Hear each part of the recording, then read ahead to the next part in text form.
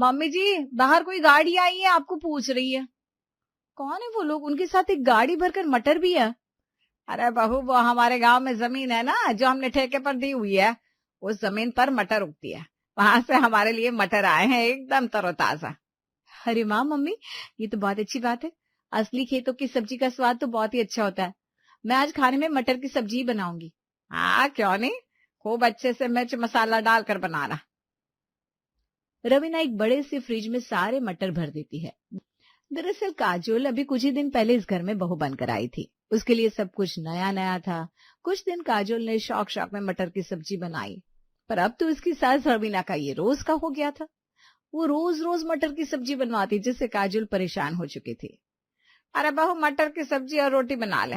मेरे दोनों बेटे और तेरे पापा जी आते होंगे, आते ही खाना मांगेंगे, और मुझे बिना बड़ी जोर की भूख लगी है। क्या मम्मी जी रोज रोज मटर की सब्जी बनवाती है? सुबह ही तो बनाई थी मटर। अब घर में सब लोग बोर हो चुके हैं मटर खा खा कर, कुछ तो नया बनवाया करो। ये ले, फिजूल खर्ची क्यों करनी है? अरे इतने मटर पड़े हैं घर में, किस काम आएंगे? पड़े पड़े खराब हो जाएंगे। इससे अच्छा कुछ बना ले उसका। मम्मी जी, रोज रोज तो पनीर भी नहीं खा सकता बंदा। फिर तो ये मटर है, मुझे इनका स्वाद बिल्कुल पसंद नहीं है। कुछ अच्छी सब्जी या फिर पनीर मंगवा लो ना बाहर से, वो बना दूंगी। अरे कोई सब्जी नहीं आएगी, ना ही कोई पनीर आएगा। सब मटर खाएंगे, तो ही मटर खाना। अरे एकदम ताजा ताजा घर के मटर है। लोगों को ऐसे मटर नसीब ही नहीं होते। चल जा, फटाफट बना ले। बहुओं के मुंह से ज्यादा चिक चिक पसंद नहीं है मुझे। काजल पांव पटकते हुए रसोई में आ जाती है और गुस्से से बड़बड़ाने लगती है। इतनी इज्जत करती हूँ मम्मी जी की, अपनी माँ की तरह इज्जत देती हूँ, पर ये हर समय इनको सासगिरी दिखानी है। भगवान जाने कब ये मटर खत्म होगी और कब इनसे मेरी जान छूटेगी। तब घर में कोई नई सब्जी आएगी। काजल जलते भूनते गुस्से में मटर की सब्जी और रोटी तैयार करती है और डाइनिंग टेबल पर लगा देती है। सब लोग खाना खाने बैठते हैं। अरे बहू, फिर से ये मटर की सब्जी बना दी। अब क्या रोज रोज यही खाएंगे? मुझे मटर बिल्कुल पसंद नहीं है। सही तो कह रहे पापा काजल, रोज रोज ये मटर क्यों बना लेती हो? अरे भाई, हम क्या बकरियां भैंस हैं जो रोजाना एक जैसी चीज खाएंगे? अरे इसमें मेरी क्या गलती है? मम्मी जी घर में कोई और सब्जी रखती नहीं है, रोज रोज मटर बनवाती है, इसमें मैं क्या करूं? अरे तो क्या हो गया अगर मटर की सब्जी बन गई तो? भाई ये भी तो सब्जी है। वैसे भी हरी सब्जी सेहत के लिए कितनी अच्छी होती है। अरे तो मम्मी, हरी सब्जियां और भी तो होती है ना, जैसे पालक, लौकी, तोरी, बीन्स, शलगम। सिर्फ मटर ही हरी सब्जी है क्या? चुप कर बदमाश, अब अपनी माँ से जुबान चलाएगा। अरे हमारी जमीन की उगी हुई मटर है ये, इस्तेमाल नहीं हुई तो वेस्ट हो जाएंगी। फालतू की सब्जियां खरीद के क्या फायदा? जब ये खत्म हो जाएगी तब खरीद लेंगे। अरे इतनी लंबी चौड़ाई कमाई नहीं है हमारी जो यूं फिजूल खर्ची करे। चलो अब खाओ सब चुपचाप। क्या यार मम्मी, घर में मटर है तो इसका मतलब ये नहीं है दिन भर बस मटर की सब्जी बनती रहे। अरे खा लो भाई सब चुपचाप, क्योंकि चुप रहकर भी मटर खाने और चार बातें सुनकर भी मटर ही खाना है। सब मुंह बनाते हुए खाते हैं और अपने अपने कमरे में चले जाते हैं। ये तो रोज का था। रोज मटर की सब्जी पर घर में बवाल होता, पर सास रवीना को इस बात से कोई फर्क नहीं पड़ता था। उसे तो बस अपनी ही चलानी थी। अगला दिन हुआ, सब लोग ऑफिस जाने की तैयारी कर रहे थे, तभी अर्जुन वहां आकर कहता है, आज कोई जॉब पर मत जाओ। दरअसल मैं आंचल नाम की लड़की से प्यार करता हूँ और आज वो अपने मम्मी पापा के साथ यहाँ आ रही है रिश्ते की बात करने। ला जी, कर लो आजकल के बच्चों की बात। आजकल के बच्चे लड़की भी खुद ही पसंद कर लेते हैं और शादी कब करनी है ये भी खुद ही डिसाइड कर लेते हैं। हम माँ बाप की तो कोई इज्जत बची ही नहीं। अरे यार मम्मी, ये 90s की विलन की तरह क्यों बातें कर रही हो? आजकल जमाना बदल गया है। आंचल एक बहुत अच्छी, सुंदर और पढ़ी लिखी लड़की है। इतना ही नहीं, आंचल के पिता बहुत ही अमीर और शहर के फेमस लोगों में से हैं। उनके साथ रिश्ता जोड़कर शहर में इज्जत और बढ़ जाएगी अपनी। अरे अमीर होंगे अपने घर के, हमें कौन सा उनके घर खाना खाने जाना है। मुझे किसी की दौलत का कोई लालच नहीं है। अब जब तूने लड़की पसंद ही कर ली है तो क्या कर सकते हैं, करनी पड़ेगी शादी। Thank you mummy, you are the best. Aanchal के घर वाले आने को ही थे कि अरे विष्णु, तू थोड़ा नाश्ते का सामान ले आ जरा बाजार से। और काजल बहू, तू ना थोड़ी मजेदार से मटर की सब्जी बना ले, भुनी भुनी। क्या? रिश्ते वालों के सामने भी मटर की सब्जी? क्या? रिश्ते वालों के सामने भी मटर की सब्जी? अरे तो इसमें हैरान होने वाली कौन सी बात है भला? मटर भी खाने की चीज है। अरे रवीना, मेहमानों को मटर कौन खिलाता है? आज तो कुछ अच्छा बनवा दो। देखिए जी, आपको भी पता है मेरे सामने किसी की नहीं चलेगी, इसलिए जो मैं बोल रही हूँ बस बनने दीजिए। काजोल फिर से मुंह फुलाकर मटर की सब्जी बनाने लगती है। अच्छा ये कि अर्जुन की शादी होने वाली है। अब उसकी पत्नी ही आकर मम्मी जी के अकल ठिकाने लगाएगी। मेरे से तो ये काबू में नहीं आने वाली। थोड़ी देर में मेहमान आते हैं। अर्जुन और आंचल का रिश्ता पक्का हो जाता है और शादी की डेट भी फिक्स हो जाती है। आपकी बेटी तो बड़ी ही प्यारी और सुंदर है शालिनी बहन। जब अर्जुन ने मुझे बताया था तो मैं बहुत गुस्सा हो गई थी कि आजकल के बच्चे पूछते ही नहीं माँ बाप से, पर आंचल बहू से मिलकर सब गिला शिकवा मिट गया। सही कहा रवीना बहन, अब बच्चों की खुशी में हम भी खुश हैं। बच्चे खुश रहे और क्या चाहिए हमें। थोड़ी देर बाद खाना लगता है। सामने मटर की सब्जी देखकर आंचल और उसके मम्मी पापा हैरान हो जाते हैं। रवीना बहन जी, शादी तो पक्की हो गई है, पर ये मटर की सब्जी नई रिश्तेदारी में कुछ खास है क्या इन मटर में? पहली बार में मटर की सब्जी थोड़ा अजीब लग रहा है, इसलिए पूछ लिया। बुरा तो नहीं लगा ना बहन जी? नहीं नहीं, बिल्कुल नहीं भाई साहब। और रही बात मटर की, तो बहुत खास है। अरे गांव में हमारी जमीन है ना, जो हमने ठेके पर दी हुई है, ये वहीं के उगे हुए ताजा ताजा मटर है, तो सोचा क्यों ना आपको देसी मटर की सब्जी खिलाई जाए। 15 दिन की हो गए और अभी तक ताजे ताजे बता रही है। उफ, ये मम्मी जी ना कभी कभी तो हद ही कर देती है। फिर तो टेस्ट करनी ही पड़ेगी बहन जी। बेटी के ससुराल में पहली बार आया है, खाकर तो जाएंगी। वो लोग मटर खाते हैं जो कि उनको बस आम ही लगते हैं। वो बिना कुछ कहे चले जाते हैं। कुछ ही दिन में आंचल और अर्जुन की शादी हो जाती है और आंचल दुल्हन बनकर अर्जुन के घर आ जाती है। अब आंचल की पहली रसोई थी, जिसपे सास कहती है, बहू आज तेरी पहली रसोई है ना, एक काम कर, अच्छे से मटर बना ले।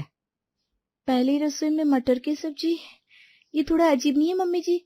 मैंने सोचा था कुछ अच्छा बनाऊंगी, सब खुश हो जाएंगे, पर यहाँ रसोई में तो कोई सब्जी है ही नहीं। अरे तो अच्छा से बाद में बना लेना। आज तू जो भी बना देगी सबको वही अच्छा लग जाएगा। हाँ चल अब बना ले, सब इंतजार कर रहे खाने का। ठीक है मम्मी जी, मैं भी बना देती हूँ। आंचल मटर की सब्जी रोटी तैयार करती है और डाइनिंग टेबल पर खाना लगा देती है। मैं तो बहुत एक्साइटेड हूँ अपनी वाइफ के हाथ का खाना खाने के लिए। एक्साइटेड तो मैं भी हूँ अर्जुन, तेरी वाइफ के हाथ का खाना खाने को। कम से कम आज मटर से कुछ अलग तो मिलेगा। देख रही हो बहू, सब कितने उतावले हो रहे हैं तो तुम्हारा बना खाना खाने के लिए। अरे आप बस भी करो, दिखा भी दो क्या बनाया आज खाने में। आंचल खाने की डिश खोलती है, जिसे देखकर सबके मुंह देखने लायक होते हैं।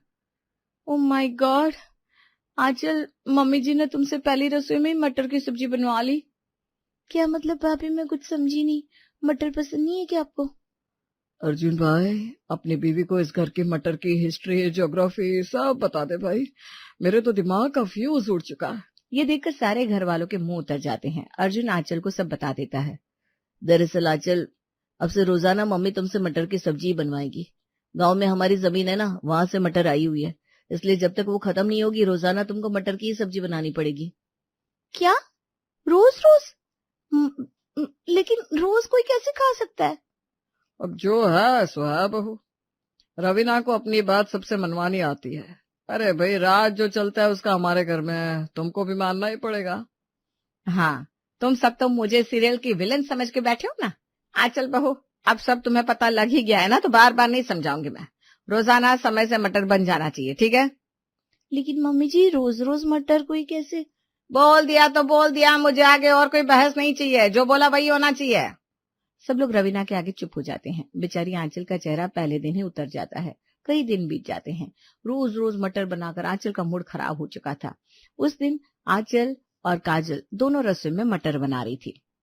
रोज रोज इन मटर से तंग आ चुकी हूँ भाभी, ये मटर मेरे गले का फंदा बन चुका है।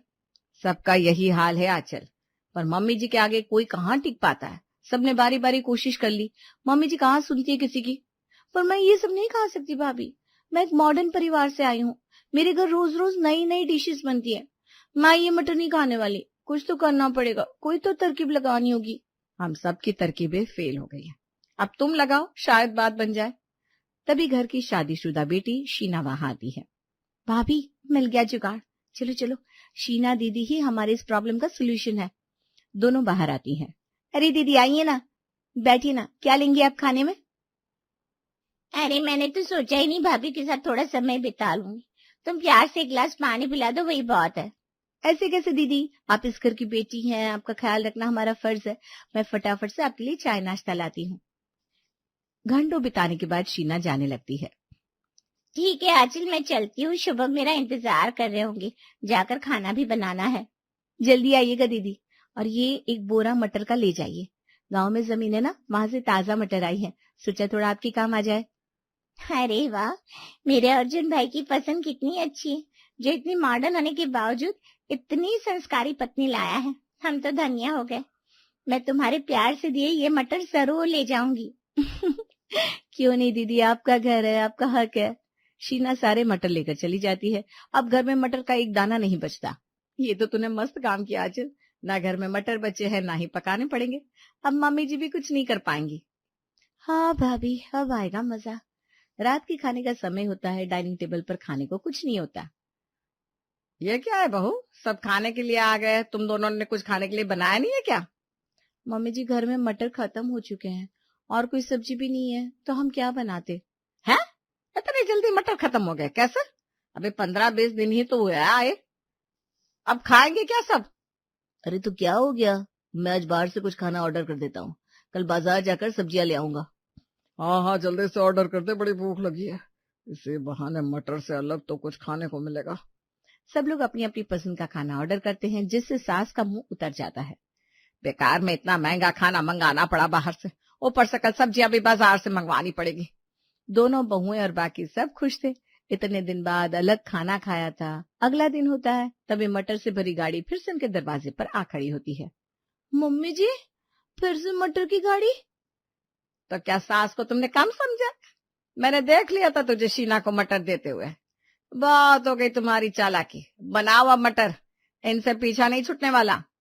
ये देखकर दोनों बहुएं अपना सर पकड़ लेती है। हे भगवान, मम्मी जी तो एकदम इम्पॉसिबल है। पर मैं हार नहीं मानूंगी भाभी, मम्मी जी को मटर ही खाने ना, अब वो मेरे स्टाइल में खाएंगी। जरूर तुम्हारे दिमाग में कोई खुराफात चल रही है ना आंचल? हाँ भाभी, देखना शाम को मजा आएगा। आंचल के दिमाग में एक और खिचड़ी पकने लगी थी। रात के समय वो रसोई में जाती है और मटर उबालने लगती है। रात का खाना लग जाता है। समोसे? आज खाने में समोसे बने हैं? ये बहुत अच्छा किया बहू, बहुत पक चुका हूँ मटर खा खा कर। वाह आंचल, ये तो बहुत स्वादिष्ट और चटपटे हैं। सब लोग समोसे खाते हैं जो बहुत ही स्वादिष्ट थे। सब लोग तारीफ करते हैं। अरे बहू, इतना खर्चा करने की क्या जरूरत थी? इतना सारा पैसा लग जाता है समोसे बनाने में। मम्मी जी, खर्चे का इतना मत सोचो। आप सबको पता लगा कि ये किस चीज के समोसे हैं? ये मैंने मटर उबाल कर बनाए हैं, मटर के समोसे। क्या? ये इतने मजेदार मटर के समोसे थे? अरे आंचल, ये तो बहुत ही मजेदार है, लगा ही नहीं जैसे मटर के हो। आंचल, मजा आ गया, कल भी यही बनाना। कल ये हरगिज नहीं बनेंगे। अरे समोसे में कितना सामान लगता है, इससे सस्ती तो सब्जी आ जाती है। बहू, कल सादे मटर ही बनने चाहिए, सुन लेना कान खोलकर। ठीक है मम्मी जी, जैसा आप कहें। अगला दिन फिर होता है। डाइनिंग टेबल पर आज मटर की सब्जी, रोटी की जगह उबले भुने मटर की खुशका सब्जी, साथ में पूरी, दही और सलाद भी थे, जिसे देखकर सास के तो होश ही उड़ जाते हैं। हे भगवान, बेड़ा गर्क, एक समय के खाने पे इतना खर्चा। अरे इससे सस्ता खाना तो बाजार से आ जाता। ये अमीर घर से आई बेटी हमें जरूर कंगाल कर देगी। लेकिन मम्मी जी, इसमें मेरी क्या गलती है? आपकी जिद है कि घर में मटर के सिवा कुछ नहीं बनेगा, तो अब हमारी मर्जी है कि हम मटर किस तरीके से बनाना चाहते हैं। सही तो कह रही है बहू, तुम दोनों करते रहो आपस में बहस, मैं तो खा रहा हूँ ये मजेदार सा खाना, मुझसे तो सब्र नहीं हो रहा। सब लोग खाने पे टूट पड़ते हैं। जो मटर देखकर इस परिवार की जान सूखती थी, आज कुछ ही मिनटों में सारा खाना झट से साफ कर देते हैं। अरे आंचल, सच में मजा आ गया, तुमने तो मटर की कीमत बढ़ा दी। हाँ हाँ, राशन का जो बिल बढ़ा है उसकी चिंता है नहीं। देख बहू, आखिरी बार बोल रही हूँ, आज के बाद कोई ज्यादा खर्चा नहीं होना चाहिए। बस सादा मटर और रोटी बनेगी। ठीक है मम्मी जी, जैसा आप कहें। बस फिर क्या था, आंचल एक कान से सुनते दूसरे से निकाल देती। आज रात खाने में उबले भुने मटर बने, जिसको खूब मसाले डालकर अच्छे से ग्रेवी बनाकर उनकी पराठे बनाए। वाह आंचल, क्या जबरदस्त मटर के पराठे बनाए तुमने। और ये मटर और दही का तीखा स्पाइसी सॉस, उफ, इससे तो स्वाद ही आ गया। हाँ आंचल, बहुत ही अच्छे बने। वो उबले मटर के समोसे जो बनाए थे ना, वो तो बहुत ही मजेदार थे। एक बार जरूर बनाना वो कल, मेरे कुछ दोस्त आएंगे। और मम्मी, आप गांव में कॉल करके और मटर मंगवा लो ना, अब तो रोज ऐसी ही मजेदार डिशेस खाने को मिलेंगी। हाँ हाँ, तुम सबको तो बस जुबान चलानी है, इतना खर्चा जो हो रहा है वो नहीं दिख रहा।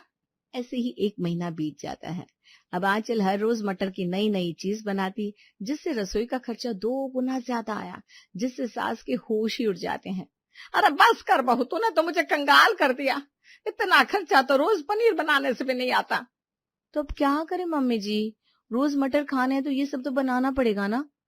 अरे मेरी माँ, मैं हार गई और तू जीत गई, पर मेरे घर को ऐसे बर्बाद मत कर। मैं रोज बाजार से सब्जियां मंगवाऊंगी, अब मटर मटर की रट नहीं लगाऊंगी बस। मम्मी जी सच में अब खाने में रोज मटर नहीं बनेंगे? हाँ, यही तो बोल रही हूँ। अब ऐसा ही खाना बनेगा जैसा सबके घर बनता है। चलो ये तो बहुत अच्छी बात है, पर बहू वो मटर के समोसे हफ्ते में 2 बार तो मुझे जरूर चाहिए। क्यों नहीं पापा जी, बिल्कुल। फाइनली रवीना की अकल ठिकाने लगा ही दी थी उसकी मॉडर्न बहू ने, और उनका मटर से पीछा छूट गया था। अरे बहन जी, घर की बहू तो साक्षात माता अन्नपूर्णा का रूप होती है।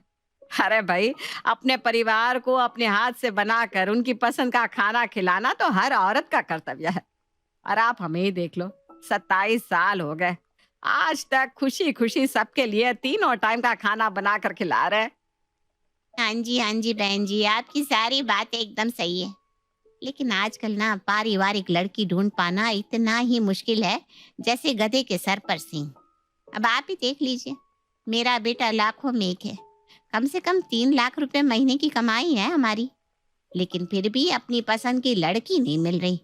वो क्या है ना बहन जी, बिट्टू हमारा खाने पीने का शौकीन है, विदेशी खाना खाने का बड़ा शौक है। कहता है उसी लड़की से शादी करेगा जो विदेशी खाना बनाना जानती होगी। और आजकल की लड़कियों को तो आप समझ रही है ना। अरे भारतीय खाना बनाना नहीं चाहती तो विदेशी कहाँ से बनाएगी। बस इसीलिए अपनी पसंद की लड़की मिल ही नहीं रही। ना जी ना, ऐसी कोई बात नहीं है कि आजकल की लड़कियां खाना बनाने से जी चुराती है। अब हमारी किट्टी को ही देख लो, खाना बनाने का उसे इतना शौक है कि रोज नई नई डिश बनाकर हमें खिलाती है। और बहन जी, वो विदेशी खाना रहता है ना, क्या कहते हैं, हाँ, कॉन्टिनेंटल, बस वही बनाती है हमारी बिटिया। क्या बात कर रही हैं? अगर ऐसा है तो अब आप हमें और इंतजार मत करवाइए, जल्दी से जल्दी अपनी बेटी से हमें मिलवाइए। हो सकता है हमारी बरसों की तलाश आज पूरी हो जाए। जी बहन जी, बस आप लोग यहाँ 2 मिनट बैठिए, मैं अभी अपनी बिटिया को लेकर आई। देख बेटा, इतना बढ़िया रिश्ता आया है ना कि अगर एक बार यहाँ बात पक्की हो गई तो तू जीवन भर राज करेगी, राज। उनके घर में नौकर चाकर, गाड़ी, बंगला, रुपया, पैसा, हर चीज है। बस तुझे एक बात का ख्याल रखना है कि आज इस इंटरव्यू में फेल नहीं होना। क्या इंटरव्यू? अरे वो लोग शादी के लिए लड़के देखने आए या मेरा इंटरव्यू लेने आए? बेटा, ये तेरे जीवन का सबसे बड़ा इंटरव्यू है। अगर इसमें पास हो गई ना तो समझ ले जिंदगी के एग्जाम में पास हो गई तू।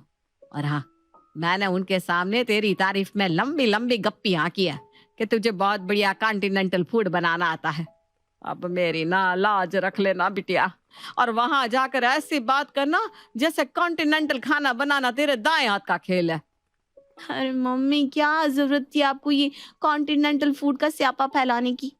मुझे तो सही तरह से कॉन्टिनेंटल डिशेस के नाम भी नहीं पता, मैं क्या बनाऊंगी कॉन्टिनेंटल? अरे सब्जी पूरी पराठे तो मुझसे ढंग से बन नहीं पाते, और आप मुझसे कॉन्टिनेंटल बनवाएंगी? देख बेटा, आजकल की लड़कियां यूट्यूब से सीख सीख कर क्या से क्या बन जाती हैं, और एक तू है खाना बनाना नहीं सीख सकती। अरे बेटा, शुरू शुरू में 2-4 दिन अच्छे अच्छे डिशेस बनाकर खिला देना, सब इम्प्रेस हो जाएंगे। सारी जिंदगी थोड़ी ना तेरे हाथ का बना कॉन्टिनेंटल खाना खाएंगे वे लोग। ये अंग्रेजों का बदस्वाद बकबका खाना कोई कितने दिन खा सकता है भला? मम्मा, आप ही सोच लीजिए, पक्का सब मैनेज हो जाएगा ना? आप मुझे फंसाने की तैयारी तो नहीं कर रही है ना? अरे अब तू चुपचाप बाहर चल, और जैसा मैंने समझाया बिल्कुल वैसा ही करना, समझी? अच्छा मम्मी, ठीक है, मैं सब संभाल लूंगी। किट्टू जाकर बिट्टू के मम्मी पापा और बिट्टू से मिलती है। बिट्टू के मम्मी पापा को बातचीत में किट्टू बहुत पसंद आती है, और जब वो बताती है कि कॉन्टिनेंटल खाना बनाना उसके लिए दाएं हाथ का खेल है तब तो उनके मन में शक की कोई गुंजाइश ही नहीं बचती। बस उसी दिन किट्टू का रिश्ता बिट्टू के साथ पक्का हो जाता है, और जल्दी वो शादी करके अपने ससुराल आ जाती है। शादी के बाद, देखो बेटा, तुम्हारे हाथ के बने कॉन्टिनेंटल खाने की तारीफ तो हम बहुत सुन चुके। अब तुम ऐसा करो, आज कुछ बढ़िया सा बनाकर खिला दो। ठीक है मम्मी जी, आप लोग आराम से बैठिए, मैं अभी बना कर लाती हूँ। किट्टू किचन में जाकर यूट्यूब पर कॉन्टिनेंटल खाने के कई सारे वीडियो चलाकर देखती है, लेकिन उसे एक भी समझ में नहीं आता। अगर मैंने कोई फेमस डिश बनाकर खिलाई तो ये लोग समझ जाएंगे कि मुझे कॉन्टिनेंटल बनाना नहीं आता। ऐसा करती हूँ, कुछ भी बना देती हूँ और अपनी पसंद से उसका नाम रख दूंगी। किट्टू फ्रिज खोलती है तो उसे उसमें तुरई रखी हुई दिखाई देती है। वो तुरई के ऊपर स्पाइसेस लगाकर उसे ग्रिल स्टिक में लगाकर ओवन में डालकर ग्रिल कर देती है। अरे खाना बना या नहीं? मैं तो बहुत ज्यादा एक्साइटेड हो रहा हूँ। प्लीज जल्दी से खाना लेकर आओ ना। किट्टू ओवन खोलकर देखती है कि सारी तुरई ग्रिल करने के कारण बिल्कुल करारी हो गई थी। अरे ये क्या हो गया, क्या करूँ? ये तो पापड़ बन गई। अब तो इतनी जल्दी कुछ और बना भी नहीं सकती। ऐसा करती हूँ, मेयोनेज़ के साथ यही दे देती हूँ। किट्टू खाना लेकर डाइनिंग टेबल पर जाती है। अरे बेटा ये क्या है?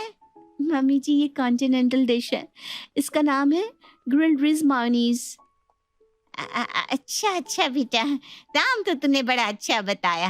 और ये क्या है दूसरे डोंगे में? मम्मी जी ये स्पेशल कॉन्टिनेंटल सैलेड है, इसमें मैंने स्पेशल मसाले डालकर सॉटे करके बनाया है। आप लोग खाइए, तब तक मैं किचन साफ करके आती हूँ। किट्टू के जाने के बाद अरे मम्मी ये क्या है? कौन सी सब्जी की डेड बॉडी है काली पीली सी? और ये भाप में पका हुआ सलाद, मुझे तो उल्टी आ रही है। अरे नालायक चुप रहे। मैंने लड़की वालों के यहाँ तेरे तारीफों की पोल बांध रखे हैं कि तुझे तो बस विदेशी खाना ही भाता है। अब तू ऐसी गवार बातें करके मेरी नाक मत कटवा। बहू ने बनाया है मतलब जरूर ये कोई अंग्रेजी डिश है।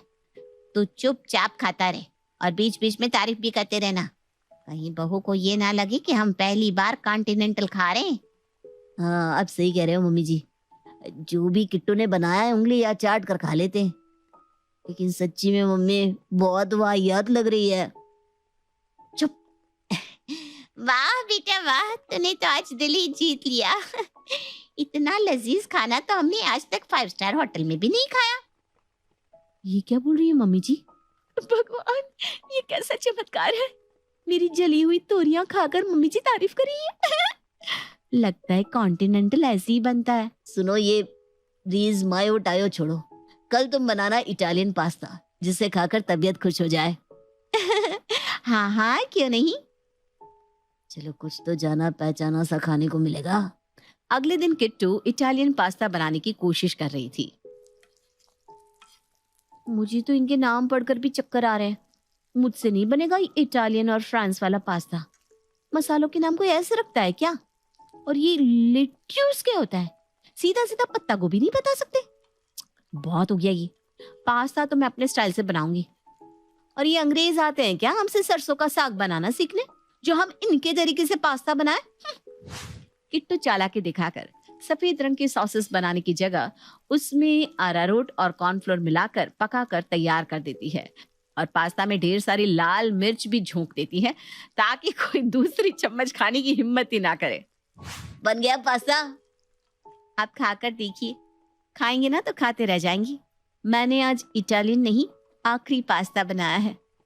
अरे बेटा आखिरी हो या पहला, तू ला बस झट से प्लेट में निकाल। बिट्टू और उसकी माँ 2 चम्मच खाने के बाद पानी के 2 ग्लास उठाकर पी जाते हैं। किसी तरह रोते रोते और तीखा लग रहा है ऐसा कहकर खाना छोड़कर उठ जाते हैं। अब तो किट्टू रोज ऐसी ही अजीबो गरीब डिश बनाकर खिलाती। कभी वो पनीर स्वाहा बनाती तो कभी सब्जी अंगारा। बिट्टू और उसकी माँ तो यही सोचकर खुश थे कि उनके घर इतनी टैलेंटेड अंग्रेजी खाना बनाने वाली बहू आ गई है। पूरे 1 सप्ताह तक बहू के हाथ का विचित्र खाना खाने के बाद वो अपने कुछ रिश्तेदारों को अपने घर भोजन पर आमंत्रित करते हैं। तेरी विमला चाची बहुत खिल्ली उड़ाती थी ना हमारे घर के खाने की। कहती थी भाभी आप तो सब्जी रोटी दाल भात में ही जीवन बिता दोगी। हमारे घर देखो हम कैसे अलग अलग देशों का भोजन बनाते हैं। आज सबको दिखा दूंगी मेरी बहू कितनी गुणी है। किट्टू बेटा जो डिश तुमने हम दोनों को बनाकर खिलाई थी ना, वही सारी डिशेस बनाकर तैयार कर लो। कुछ 10-12 लोग होंगे। क्या मेहमान?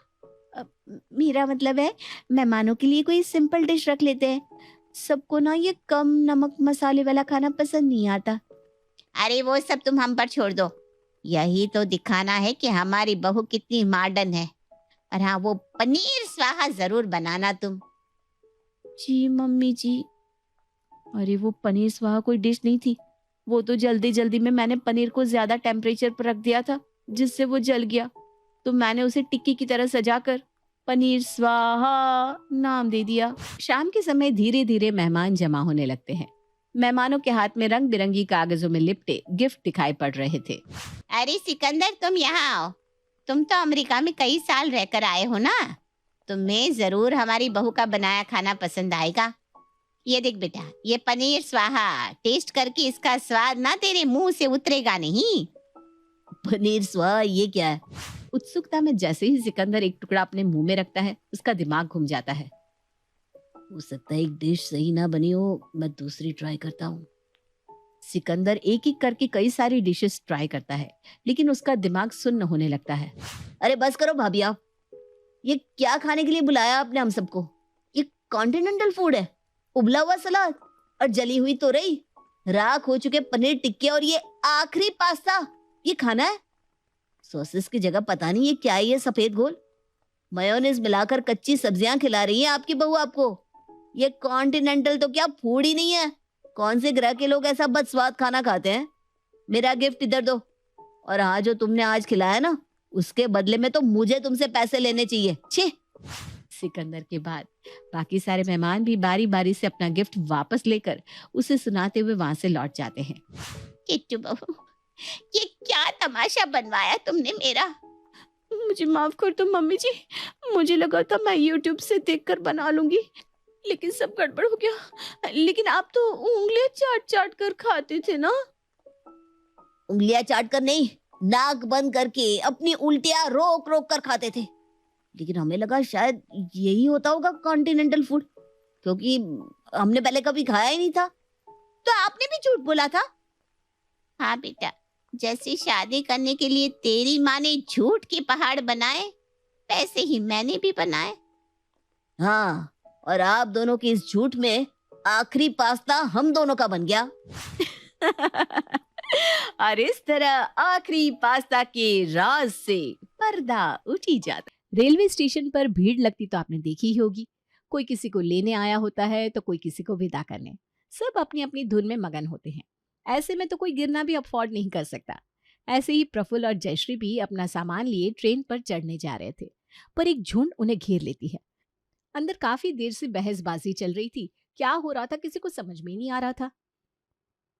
अरे ये तो प्रफुल्ल है ना, ये क्या शहर छोड़कर जा रहा है क्या?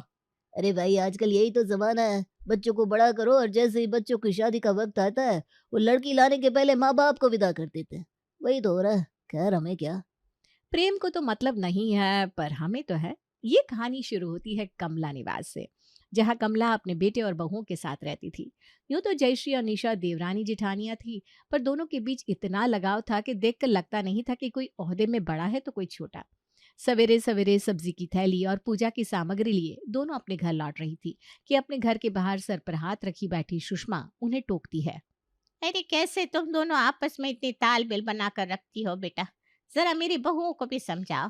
दिन भर घर में कलेश मचा रहता है मेरे। आपने उसे ज्यादा दे दिया मम्मी जी, मुझे कम दे दिया, मेरा बच्चा अच्छा है उसका बुरा, और इन सब में फंस जाती हूँ मैं। ओहो, मुझे तो समझ भी नहीं आता आंटी जी कि लोग इतना भेदभाव कैसे कर लेते हैं। मरकर तो भगवान के पास ही जाना है ना, तब तो इतना कलेश है। अगर भगवान ने किसी को अमृत पिला दिया ना तो जाने क्या होगा। आप अंदर जाइए, वरना आपकी बहुओं को लगेगा कि आप हमसे उनकी चुगली लगा रही हैं। मैं खुद शाम को आकर आपकी बहुओं से बात करती हूँ। ये कहकर जयश्री आगे बढ़ जाती है। सच में भाभी कितनी सॉर्टेड है आप। इंसान को ना आपके जैसा ही होना चाहिए। पर भाभी मुझे कुछ अच्छा नहीं लग रहा। भाभी। और ये बोलते बोलते निशा अपनी जेठानी के सामने वहीं धड़ाम से गिर जाती है। हर तरफ अफरा तफरी मच जाती है। प्रफुल्ल फौरन निशा को लेकर अस्पताल जाता है। मेरी बहू ठीक तो है ना डॉक्टर साहब? कोई टेंशन वाली बात तो नहीं है ना?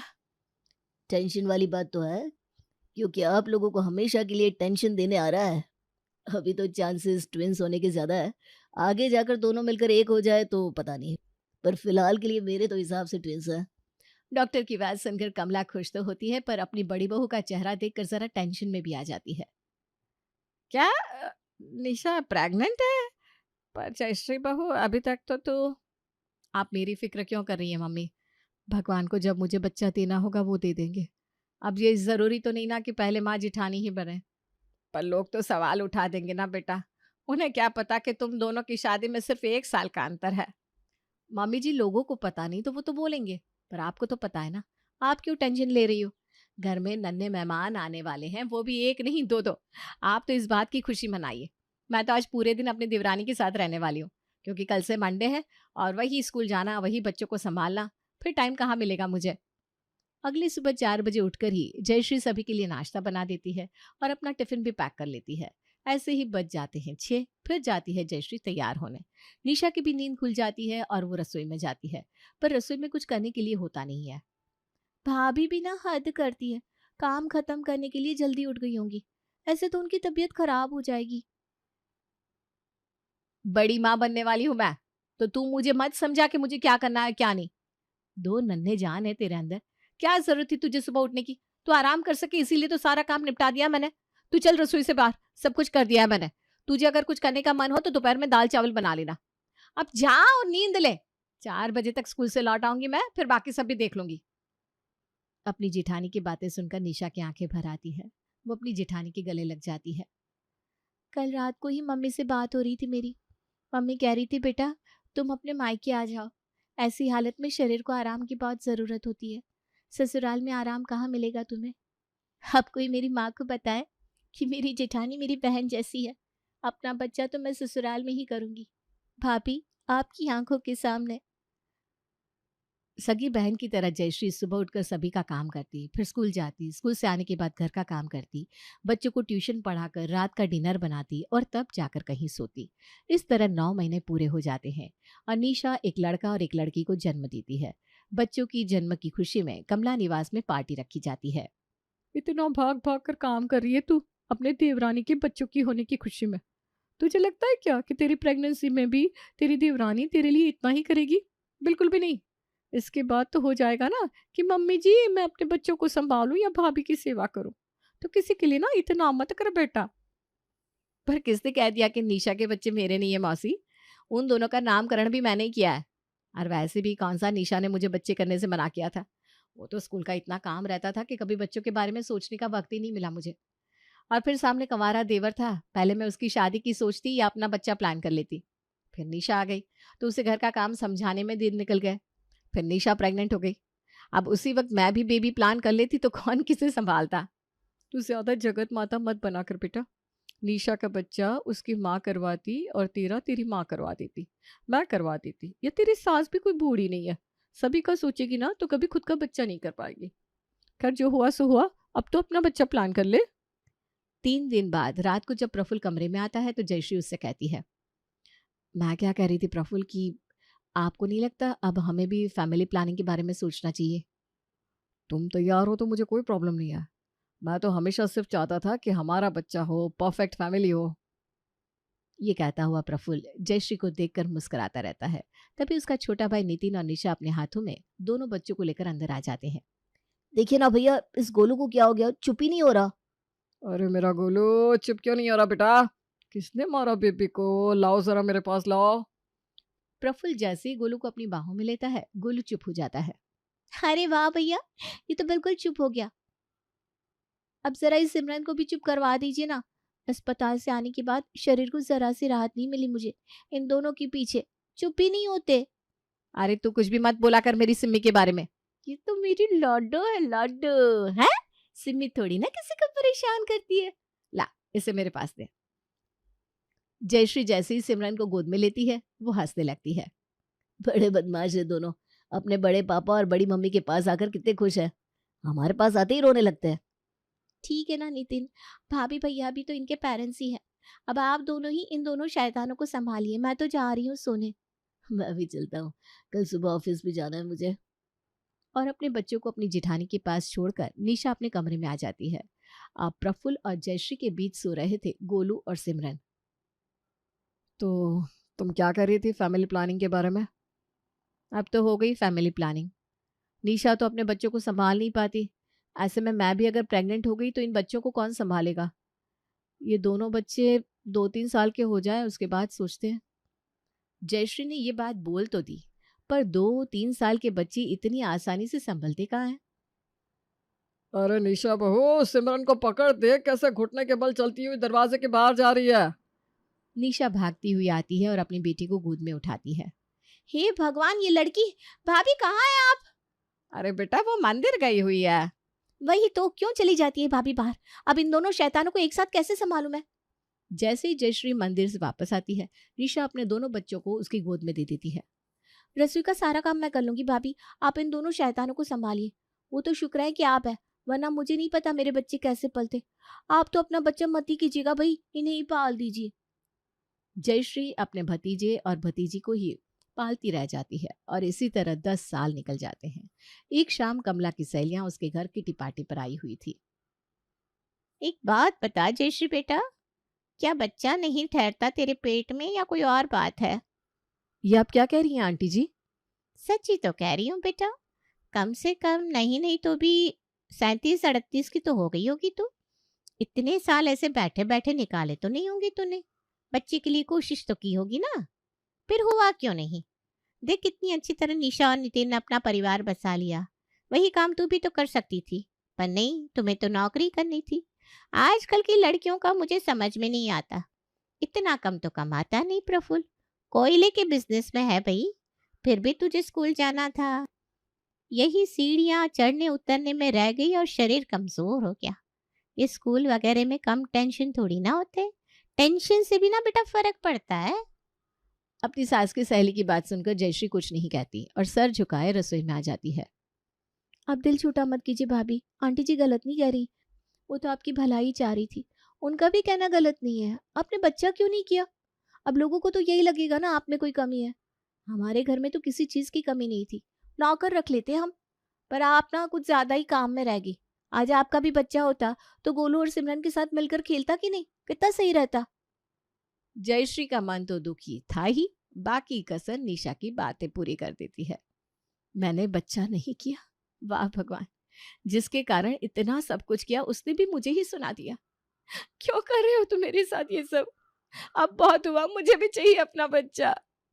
जयश्री फूट फूट कर रोती हुई प्रफुल्ल को कॉल लगाती है। अरे तुम रो क्यों रही हो जयश्री? तुमने तो खुद अपने भतीजे भतीजी को अपने खुद के बच्चे की तरह पाला है, ऐसे ही थोड़ी ना वो तुम्हें मम्मी कहते हैं। लोगों का क्या है, वो तो कुछ भी कहेंगे। और निशा को तो दिमाग ही कितना है, कुछ भी बोलती है वो।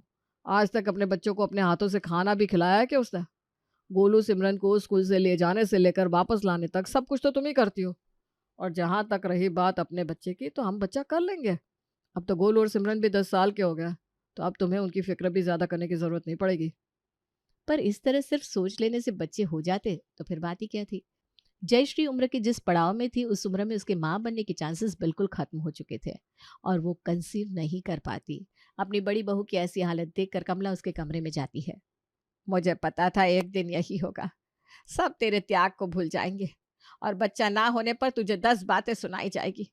मैंने तुझे कई बार कहा अपना बच्चा कर ले, अपना बच्चा कर ले, पर तूने कुछ सोचा ही नहीं और अपने भतीजे और भतीजी को अपने बच्चे मानकर उनकी परवरिश करती रही। तो अब आगे भी वही कर, बेकार में दुखी होने से कोई फायदा नहीं है बेटा। अब तो तू चाह कर भी अपना बच्चा नहीं कर सकती। मान ले तूने किसी बच्चे को गोद लिया, तुझे उससे अटैचमेंट हो गई और फिर उसकी माँ उसे वापस लेने आ गई, तो ऐसा कई बार होता है। तो इतना दिमाग लगाने से अच्छा है तू अपना कर्म कर, इन दोनों को अच्छे संस्कार दे देगी तो तेरा जीवन सफल हो जाएगा। फर्ज निभाने वाले तो भतीजा भतीजी भी निभा देंगे और किस्मत में ना हो तो अपने बच्चे भी छोड़कर चले जाएंगे। आप बिल्कुल ठीक कह रही है मम्मी जी, पता नहीं लोगों की बात सुनकर मैं कैसे भटक गई थी। निशा ने बस बच्चों को जन्म दिया था, बाकी उसे कोई वास्ता नहीं था बच्चों से। कई दिन वो अपने बच्चों को अपनी जेठानी के ऊपर छोड़कर अपने मायके भी चली जाती थी। ऐसे ही दोनों बच्चे 10th भी क्लियर कर लेते हैं। एक चीज बोलूंगी दीदी, समय आ गया है लगाम कसने का। गोलू सिमरन अपनी नानी के घर आना ही नहीं चाहते, अपनी बड़ी माँ से दूर होना ही नहीं चाहते। इसी तरह अगर आपकी जेठानी उन दोनों को अपने काबू में रखती रही ना, तो आगे चलकर वो दोनों आपको माँ मानने से भी मना कर देंगे। हो गया, पल गए बच्चे। अब उन दोनों को दिशा आपको दिखानी है। अब तक अपने बच्चों को अपनी जेठानी के भरोसे छोड़ने वाली निशा आज अचानक ही उनकी सहेली बनकर उनसे बातें करनी शुरू कर देती है। मम्मी से तो बात करने का टाइम ही नहीं होता सिमरन के पास। कोई बात नहीं, छिपा लो मम्मी से, पर मुझे पता है तुम्हारे क्लास में एक लड़का है जो तुम्हें बहुत पसंद है। तेरे बोलो ना मम्मी, बड़ी मम्मा ने सुन लिया तो। अरे तेरी बड़ी मम्मा ना सिर्फ डांटना जानती है सभी को, तू उनका रहने दे। तेरी दोस्त तो मैं हूँ, मुझे बताया कर अपने मन की बातें। और गोलू, ये ले 15,000 रुपये तेरी क्रिकेट किट के लिए। तुझे चाहिए थे ना क्रिकेट किट, जा जी ले अपनी जिंदगी बच्चा। और इस तरह धीरे धीरे निशा अपने दोनों बच्चों को अपनी तरफ करना शुरू कर देती है। कुछ साल बाद दोनों पढ़ने के लिए बाहर चले जाते हैं। आज पूरे 6 साल बाद नौकरी हासिल करने के बाद गोलू और सिमरन वापस अपने घर लौटते हैं। दोनों को दरवाजे पर देखते ही जयश्री और प्रफुल्ल भागकर उनके पास जाते हैं। कैसी है तू बेटा? मैं अच्छी हूँ बड़ी माँ, मम्मी कहाँ है? मम्मी, तेरी मम्मी कमरे में है बेटा। चलो सिमरन, पहले मम्मी से मिल लेते, बेचारी हमसे मिलने के लिए कितनी बेकरार होगी। और गोलू और सिमरन सीधा अपनी माँ के पास चले जाते हैं। ये सब देखकर कलेजा जलता है कमला जी। क्या कुछ नहीं किया जयश्री ने इन दोनों के लिए। कितने सालों से इनके लौटने का इंतजार कर रही थी और ये लौटे तो कैसे। कुछ दिन बाद सभी खाने पर बैठे हुए थे कि सिमरन की शादी की बात निकलती है। ग्रैंड शादी करवाऊंगा मैं अपनी बेटी की, ग्रैंड शादी। बिल्कुल, ऐसी शादी होगी कि सभी देखते रह जाएंगे। बोलना तो नहीं चाहिए भैया, पर ये सब ना बोलने की बातें हैं। अब इनके जेब में भले ही फूटी कौड़ी ना हो, पर बोलते हैं ऊंची ऊंची। ये इतना कमाते ही कहाँ है कि ग्रैंड शादी कर सके अपनी बेटी की। अरे तो हम है ना। पर आप लोग क्यों ही सिमरन की शादी पर खर्च करेंगे भैया? और किया भी तो उसकी गिनती एहसान में होगी, और एहसान हमें चाहिए नहीं। अरे एहसान किस बात का? भाभी, आप तो अपनी संपत्ति अपने भाई के बच्चों को देकर जाएंगे। बेचारे गोलू और सिमरन की किस्मत में तो उतना ही आएगा जो उनके माँ बाप के हिस्से में है। ये सब क्या बोल रहे हैं पापा? आपने हमारे लिए पहले ही बहुत कुछ कर दिया है। मैं जानती हूँ किस स्थिति में आपने हमें बाहर पढ़ाया। यहाँ लोगों के पास पैसे की कमी नहीं थी, पर कोई मदद करने नहीं आया। मदद करने तो आप आए थे। सबकी असलियत जानती हूँ मैं। आप 2 जोड़े में भी भेजोगे मुझे तो वो मेरे लिए ग्रैंड ही होगा। घर के ऐसे माहौल को देखकर प्रफुल्ल और जयश्री अपनी प्रॉपर्टी के पेपर्स को कमला के हवाले कर अपना सामान बांधकर किसी से बिना कुछ कहे घर से निकल जाते हैं। ये अच्छा है, हम आए और बड़ी माँ चली गई। इतनी जलन हमसे, या फिर शायद सच बर्दाश्त नहीं हुआ होगा। जल्दी होती तो अपने घर का हिस्सा और फिक्स डिपॉजिट तुम दोनों के नाम नहीं करती। बचपन से उसने तुम दोनों को अपने बच्चों की तरह पाला, पर जब तुम दोनों लायक बने तो अपनी यशोदा माँ को ही भूल गए।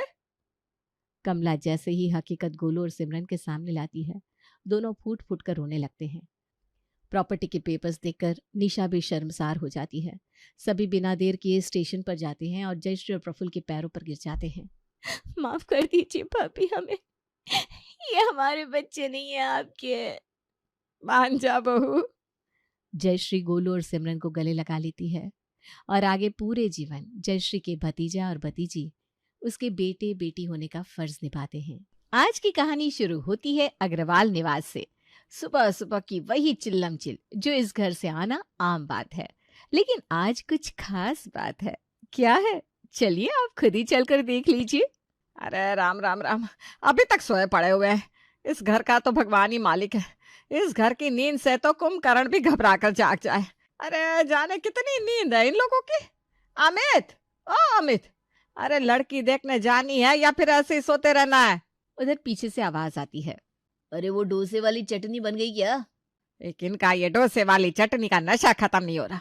अरे प्रिया बहू, देख ले जरा, डोसे वाली चटनी बना दे जल्दी से। इधर अमित नींद से उठकर बैठ जाता है।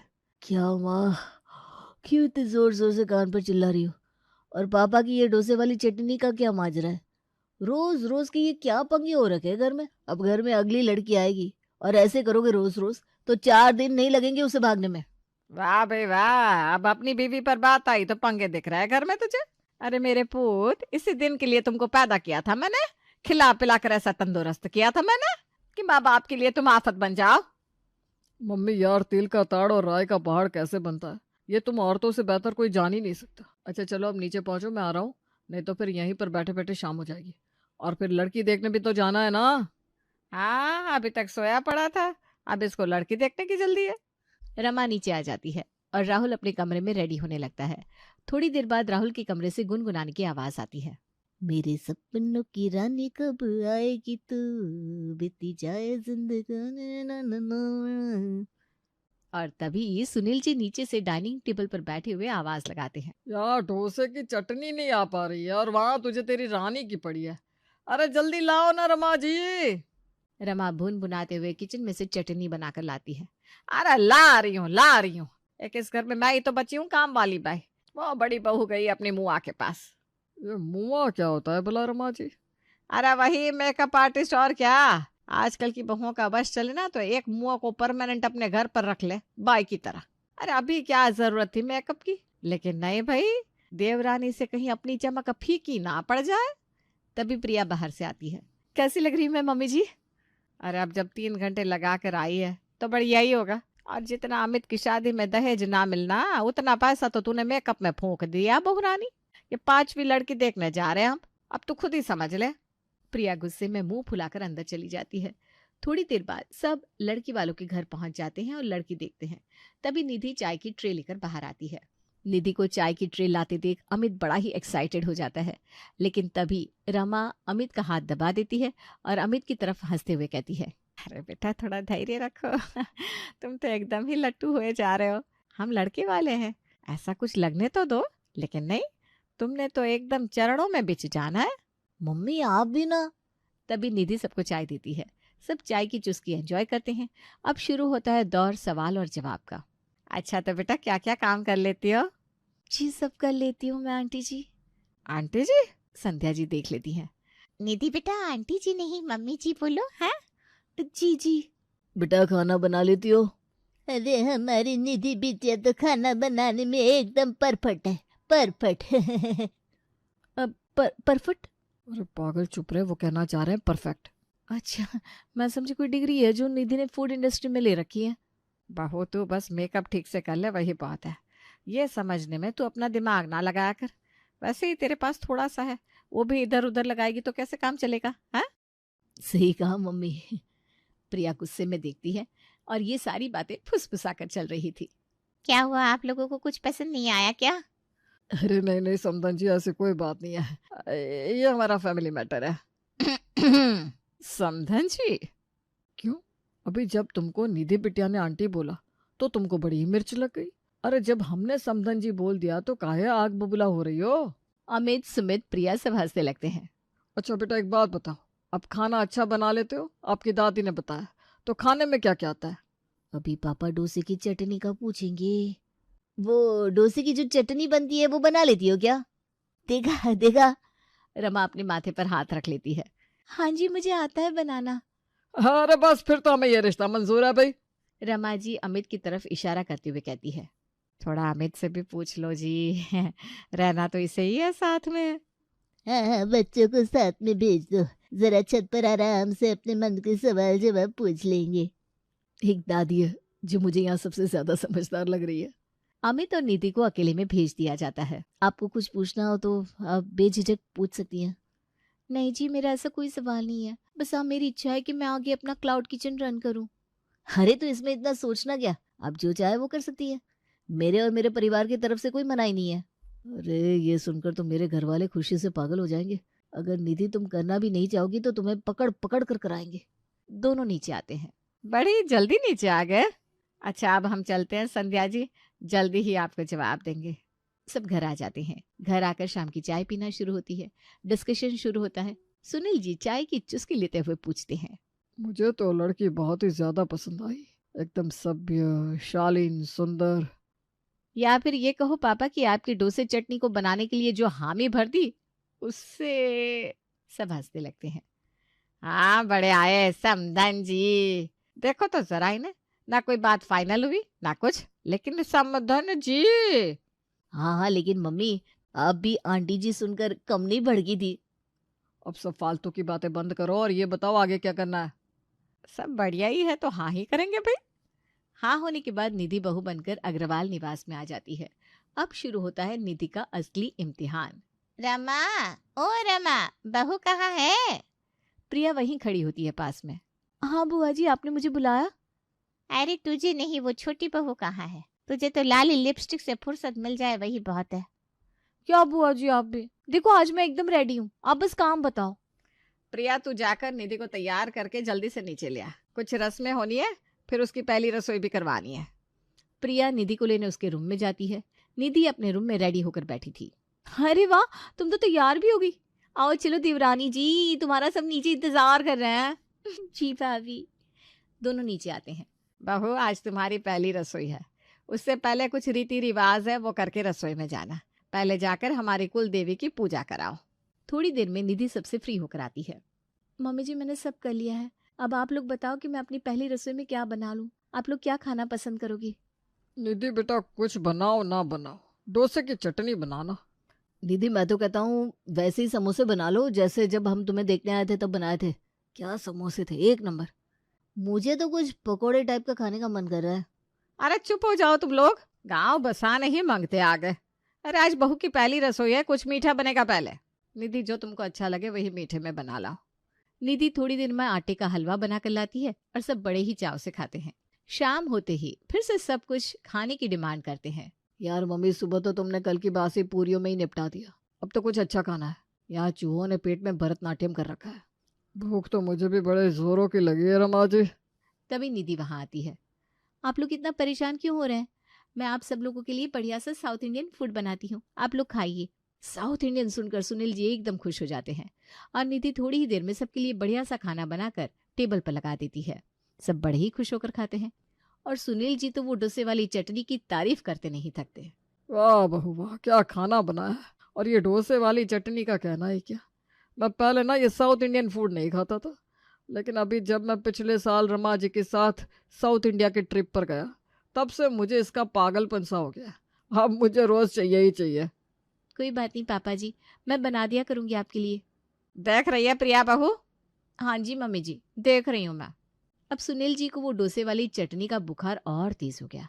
उनको तीनों टाइम वो चटनी चाहिए ही चाहिए। अब अगले दिन सुबह सुबह, आज नाश्ते में क्या है? पापा जी आज आलू के पराठे हैं और हरे धनिया की चटनी बस बनाने जा रही हूँ। रुको रुको रुको, धनिया की चटनी का क्या करोगी तुम ना वो डोसे वाली चटनी बना लो। नहीं पापा जी, उसे कौन खाएगा पराठे के साथ, आप भी ना। पापा जी वो इतनी जल्दी बनती भी नहीं है, टाइम लगता है उसमें। तभी निधि आती है। रुकिए आप लोग परेशान मत होइए, मैं कुछ करती हूँ। आप भी ना मतलब बिल्कुल जिद्दी हुए जा रहे हैं उस चटनी के लिए। सही कहा है, इंसान बुढ़ापे में और ज्यादा जिद्दी हो जाता है। निधि जल्दी ही चटनी बनाकर लाती है। वाह निधि, इतनी जल्दी कैसे बन गई चटनी? वो किचन में मैंने देखा था कि कोकोनट पाउडर रखा था, तो उसी की मैंने इंस्टेंट बना दी। कुछ सीख ले प्रिया तू भी। तुम लोगों के लिए करते करते मेरी खूबसूरती घिस घिस कर आती रह गई और बोलती हूँ कुछ सीख लो। अब तो सुनील को जैसे मुंह मांगे मुराद मिल गई। बस उनकी डोसे वाली चटनी की फरमाइश पूरे जोरों शोरों से पूरी हो रही थी। फिर एक हफ्ते बाद निधि को पग फेरों की रस्म के लिए विदा होना था। जाते समय, निधि बेटा तूने मेरी वो चटनी बना दी है ना? हाँ जी पापा जी। अब निधि की बनाई हुई पतीला भर चटनी सुनील जी ने 2 दिन में ही चट कर दी। लेकिन अब आगे का क्या? आइए चलते हैं और देखते हैं कि आगे क्या होगा। सुनील जी सुबह सुबह गाना गा रहे हैं और डांस करते हुए रमा को छेड़ रहे हैं। ओ मेरी ज़हर जबी, तुझे मालूम नहीं, तू अभी तक है हंसी और मैं जवान, तुझ पे कुर्बान मेरी जान।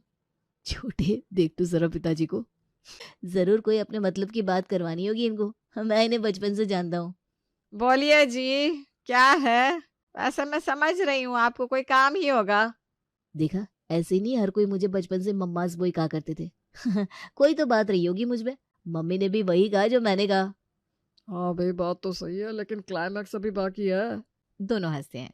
उधर सुनील जी रमा से कहते हैं, हाँ ये कह रहा था कि जरा वो डोसे वाली चटनी बन जाती तो मजा ही आ जाता।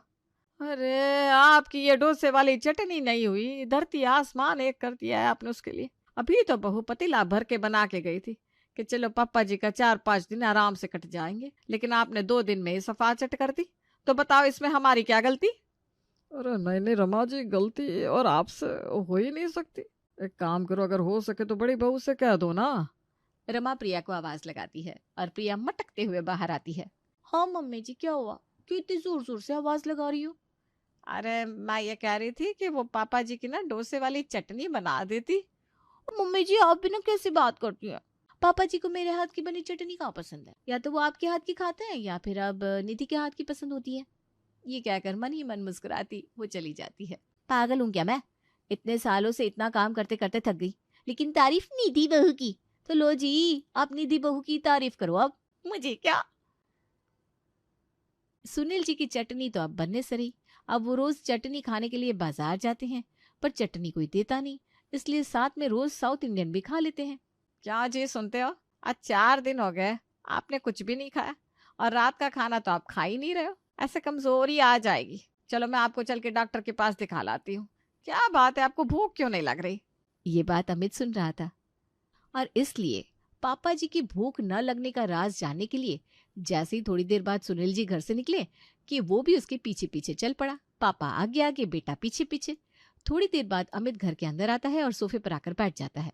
अमित के आने के 15 मिनट बाद सुनील जी घर में दस्तक देते हैं, तो अमित उनसे पूछता है, पापा आज भूख लगी है कि नहीं? ओ नहीं बेटा, आज भी ना पता नहीं मेरा मन कुछ अजीब सा हो रहा है, खाना खाने का बिल्कुल मन नहीं है। अमित इशारे से रमा जी को बुलाता है, और रमा जी जैसे ही अमित के पास पहुंचती है, अमित उन्हें मोबाइल में कुछ दिखाता है, जिसे देखते ही रमा जी एकदम भड़क जाती है। क्या जी, आज भी आपको भूख नहीं लगी? ऐसा क्यों? बस रमा ऐसे ही। ऐसे ही क्या? फिर ये क्या है? आपके भूख न लगने का कारण ये तो नहीं है, हैं? और फोन में एक क्लिप दिखाती है जिसमें सुनील जी साउथ इंडियन के स्टॉल पर डोसे का आनंद ले रहे थे, और उन्होंने एक कटोरी में अलग से चटनी भी रखी थी। इसे देखकर सुनील जी तो हक्का बक्का रह जाते हैं। तब तक सुमित और प्रिया भी आ जाते हैं। क्यों पापा जी, कल ही आपको मना किया था ना, लेकिन आप माने नहीं। कहा था कि बाहर का मत खाओ। अब आपकी उम्र है क्या रोज रोज बाहर का खाओ? ये तो मैं था जो आपको देखने के बाद भी छोड़ दिया, लेकिन आपका ये छोटा वाला बेटा ये थोड़ी ना छोड़ने वाला था आपको। सुनील जी एकदम मायूस हो जाते हैं। अब क्या करूं बताओ, ये डोसे की चटनी भी तुम लोगों से खिलाई नहीं जा रही तो। अच्छा चलो, अब आप ज्यादा इमोशनल ब्लैकमेल ना करो। अगले दिन निधि को लेने जाना होता है। अच्छा अमित, कब जा रहे हो बहू को लेने? जाऊंगा पिताजी शाम तक।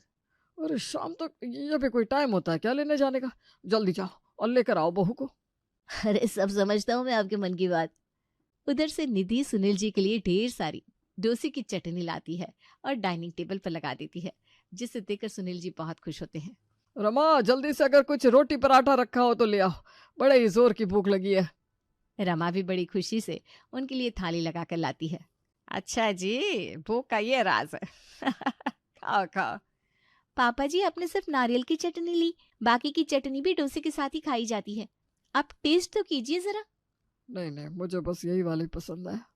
और बाद में अगले दिन शाम होते होते सुनील जी फिर से कोकोनट की चटनी की डिमांड करते हैं। बहू वो चटनी बन जाती जरा मजा आ जाता खाने में। अच्छा पापा जी, मैं नारियल भिगो देती हूँ, क्योंकि कोकोनट पाउडर तो अब है नहीं, थोड़ी देर में ही पीसूंगी, तब तक नारियल को थोड़ा फूल जाने दो। ठीक है बेटा। लेकिन ये क्या, थोड़ी देर बाद जैसे ही निधि चटनी पीसने चली तो लाइट चली गई। इंतजार किया जाने लगा अब लाइट के आने का, लेकिन लाइट को आज न जाने क्या मंजूर था। थोड़ी देर में अमित घर आया तो निधि ने उसे चटनी न पीसने की पूरी बात बताई। अरे तो परेशान क्यों हो रही हो, जो भी होता है अच्छे के लिए होता है। सुनील जी बाहर से आते हैं और चटनी का पूछते हैं। चटनी ना मिलने पर उदास हो जाते हैं। उनकी उदासी देखकर निधि सिलबट्टा लेकर पीसने बैठ जाती है, और इधर रात सी होने लगती है। अब निधि को सिलबट्टा पर चटनी पीसता देख अमित पूछता है कि ये क्या कर रही हो? तो बताओ अब क्या ही करूं, एक तो लाइट नहीं आ रही, ऊपर से पापा जी को यही चटनी चाहिए। कल कितनी और भी चटनी लाई थी, लेकिन नहीं, बच्चों की तरह जिद करके बैठे हैं, यही वाली चाहिए, पीस रही हूं मैं। अरे जो होता है अच्छे के लिए होता है। अब इसमें कौन सी अच्छाई छिपी है, जरा हमें भी बताइए आप महाशय। अमित कुछ भी बोले बिना वहां से चला जाता है। थोड़ी देर में रमा जी की आवाज सुनाई देती है। निधि बहू कहाँ हो, जरा यहाँ तो आओ। आई मम्मी जी। बहू तो चटनी पीस रही है, वो भी सिलबट्टे पर। अरे पागल हो गई है क्या? सुनिए जी, कल निधि और भी अलग अलग तरह की चटनियां लाई थी। आपको वो चटनी खानी हो तो खाओ, वरना लाइट का इंतजार करो। अरे जुम्मा जुम्मा 8 दिन नहीं हुए बहू की शादी को, और आप भी कमाल करते हो। मन मारकर अब सुनील जी दूसरी और चटनियां भी टेस्ट करते हैं। वैसे चटनी तो ये लाल वाली भी अच्छी है, और ये मूंगफली वाली भी टेस्टी है। लाओ आज इसी से खाना खाता हूँ। सुनील जी खाना खाते हैं और उनको बाकी की चटनी भी अच्छी लगती है। अच्छा बहू, अब ना मैं ये वाली भी खा सकता हूँ, तो ना ज्यादा परेशान मत हुआ कर। तभी अमित निधि को आंख मारकर कहता है, तभी तो बड़े बुजुर्गों ने कहा है कि जो भी होता है अच्छे के लिए होता है। दोनों हंसने लगते हैं और इस तरह सुनील जी का नारियल की चटनी का भूत उतर जाता है।